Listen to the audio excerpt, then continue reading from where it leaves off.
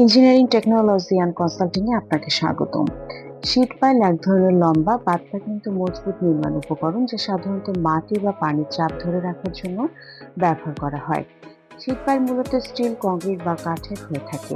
Sheet pile তৈরি করা হয় লম্বা প্লেট বা শীট দিয়ে, যেগুলো মাটির ভিতরে ঢুকিয়ে একটি দেয়ালের মতো তৈরি করা হয়। এগুলো একটার সাথে আরেকটা ইন্টারলক হয়ে থাকে, ফলে পানি বা মাটি পাশ দিয়ে বের হতে পারে না। স্টিল শিপ পাইল সাধারণত নদী পার ভাঙন রোধে, ব্রিজ বা কালভার্ট নির্মাণে, বহুতল ভবনের এক বা একাধিক বেসমেন্ট নির্মাণে, ফাউন্ডেশন খননের সময়, বন্দর বা জেটি নির্মাণে, বন্যা প্রতিরোধ দেয়াল তৈরিতেও ব্যবহার করা হয়। শীট পাইল কাজের পদ্ধতি খুবই ইন্টারেস্টিং।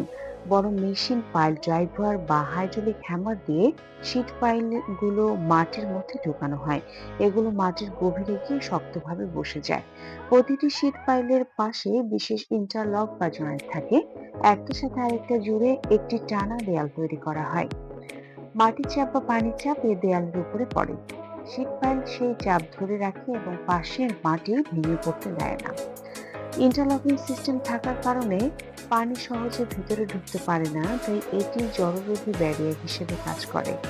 শীট পাইল মূলত তিন ধরনের হয়ে থাকে: স্টিল, কংক্রিট, কাঠের শীট পাইল।